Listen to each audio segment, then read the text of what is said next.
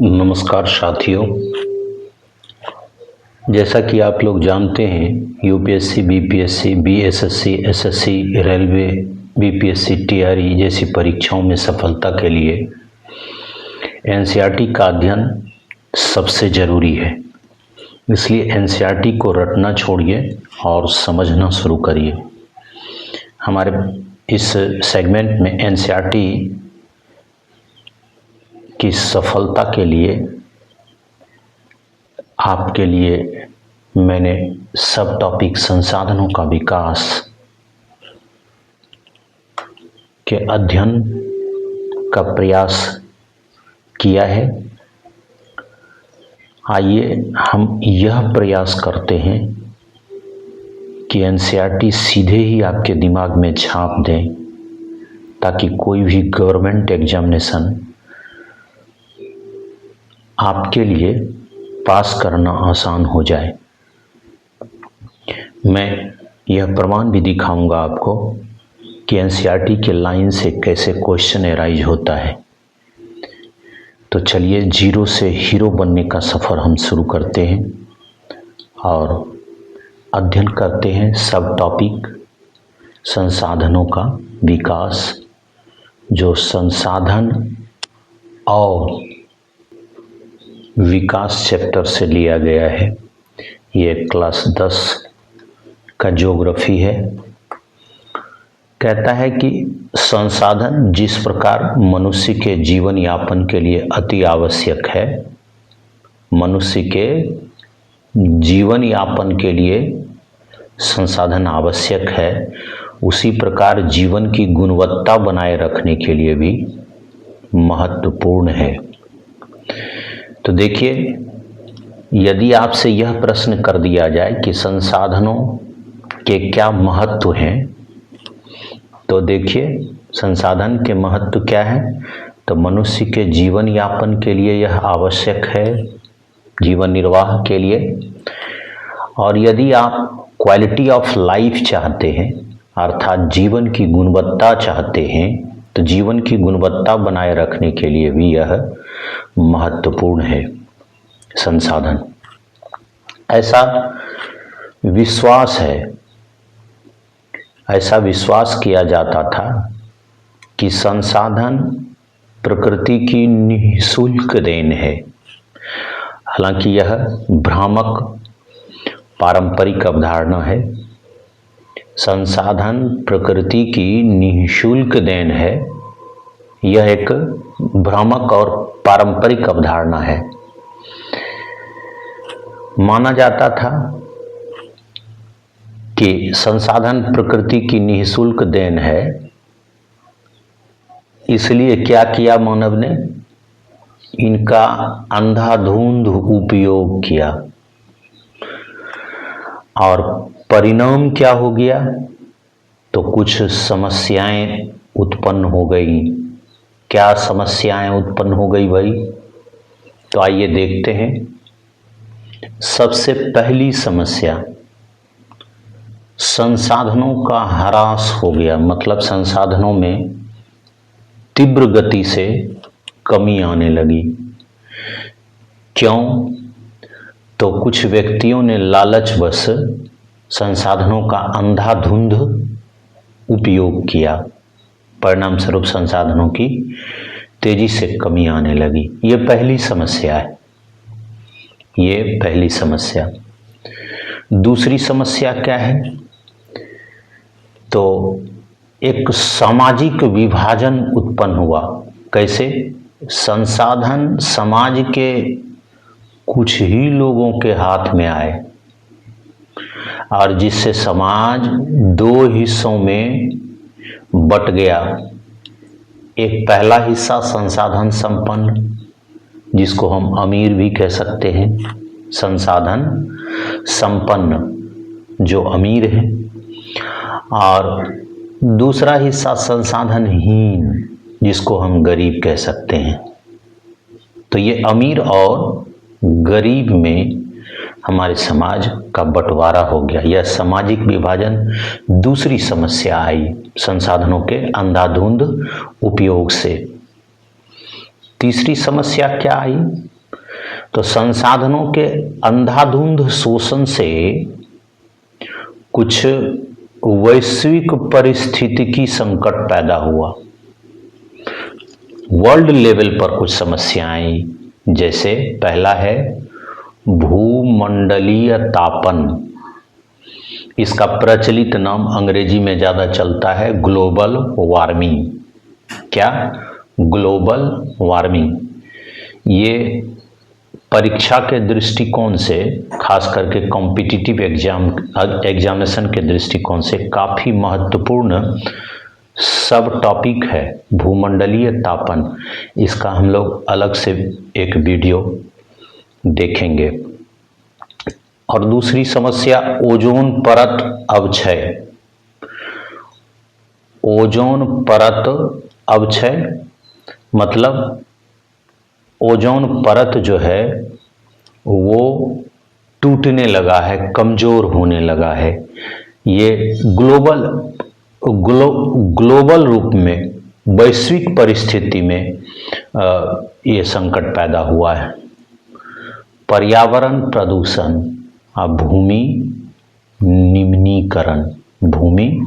निम्नीकरण, ये 4 तरह की वैश्विक परिस्थितियां पैदा हुई है संसाधनों के अंधाधुंध दोहन से।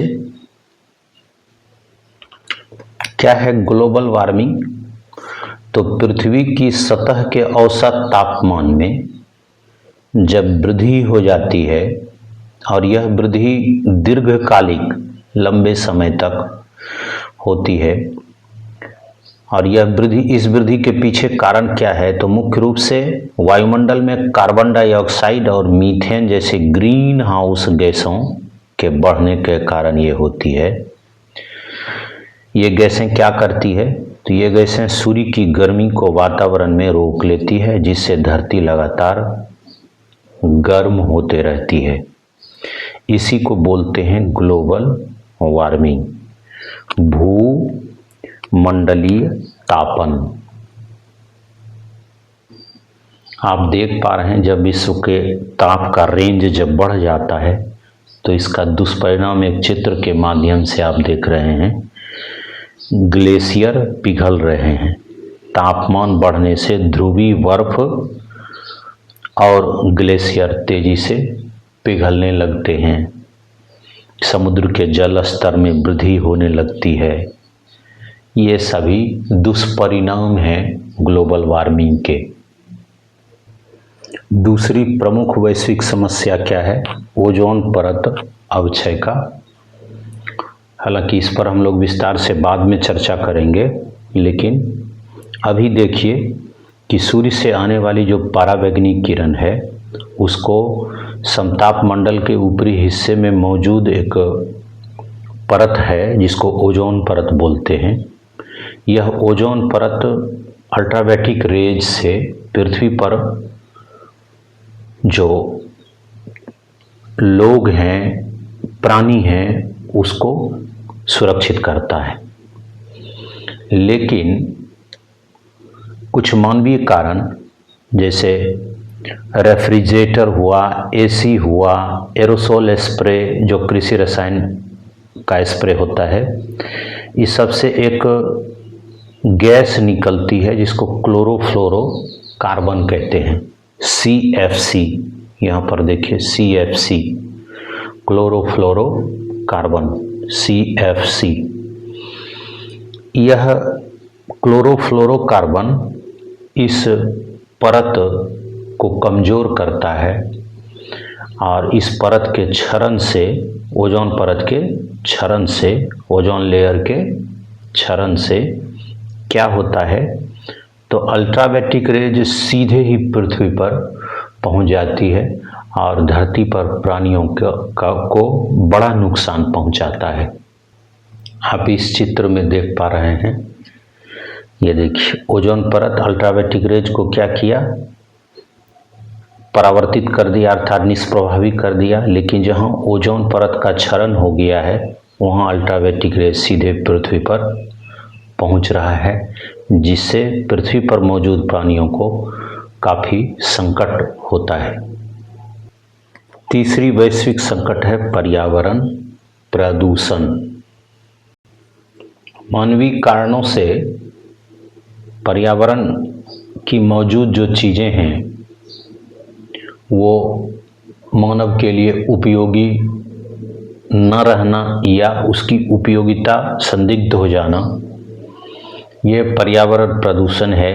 ये वाहन के धुओं के कारण देख रहे हैं, औद्योगिक प्रदूषण, औद्योगिक चिमनियों से निकलने वाली जहरीली धुओं के कारण, फिर वनों की कटाई से भी प्रदूषण उत्पन्न होता है। कचरा का प्रबंधन यदि सही तरीके से न हो तो भी भूमि और जल का प्रदूषण होता है। तो कुल मिलाकर यह वायु प्रदूषण भी एक वैश्विक समस्या है। अलग से एक वीडियो हम लोग वायु प्रदूषण पर भी देखेंगे। चौथा वैश्विक संकट क्या है? भूमि निम्नीकरण। क्या होता है भूमि निम्नीकरण?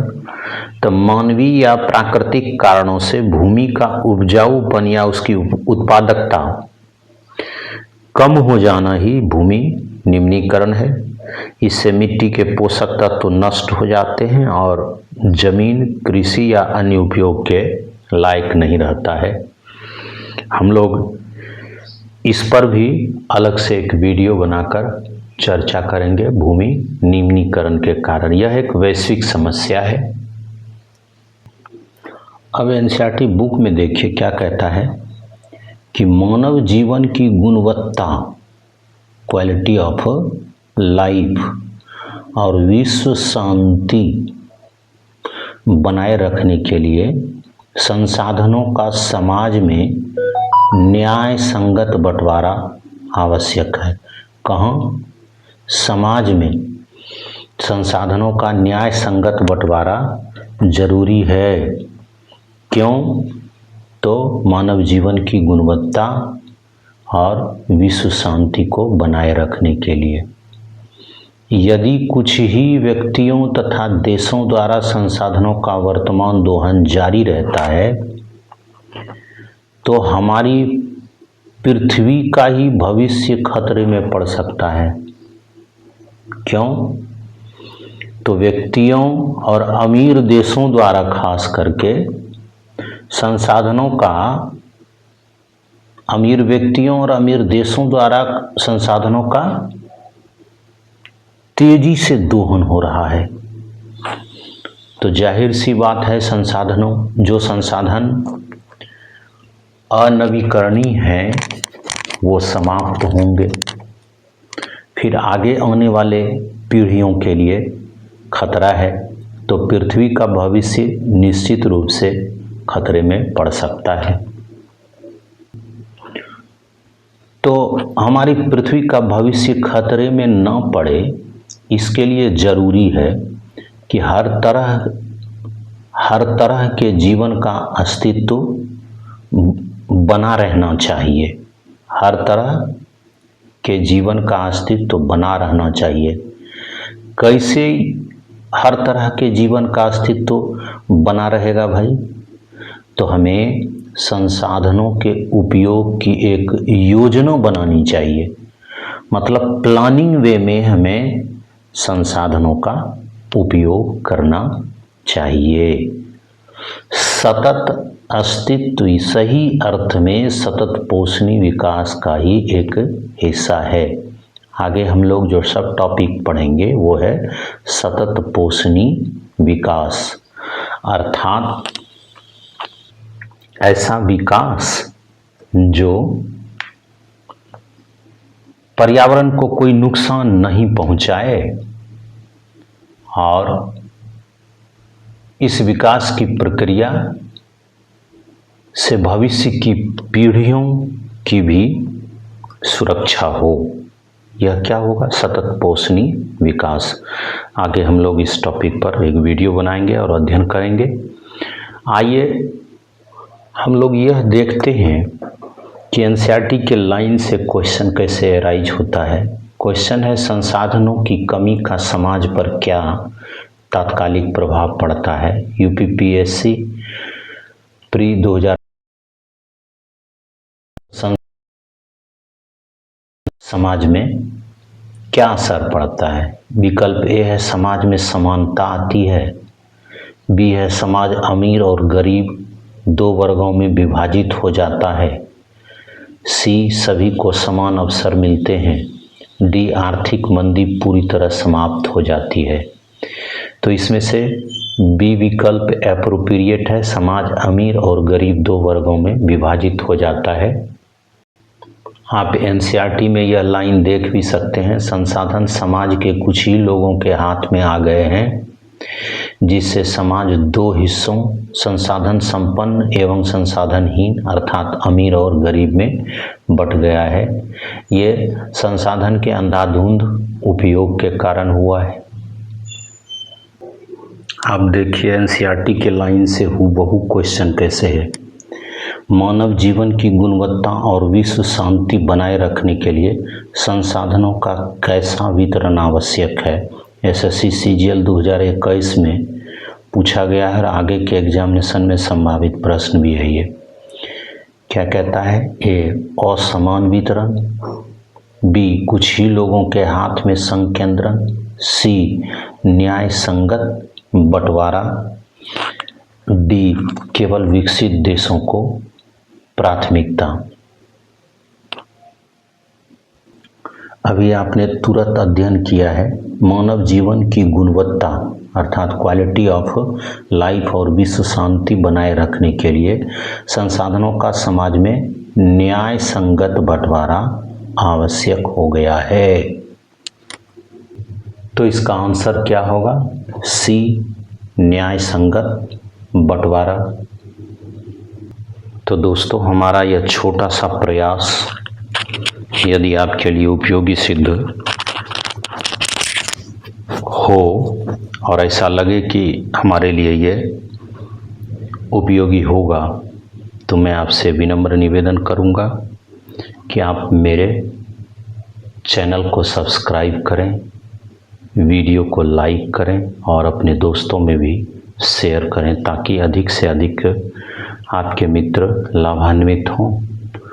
अब मैं इससे संबंधित जो PYQS है उसका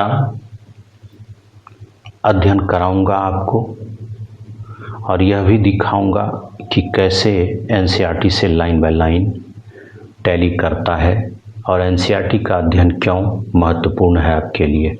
धन्यवाद।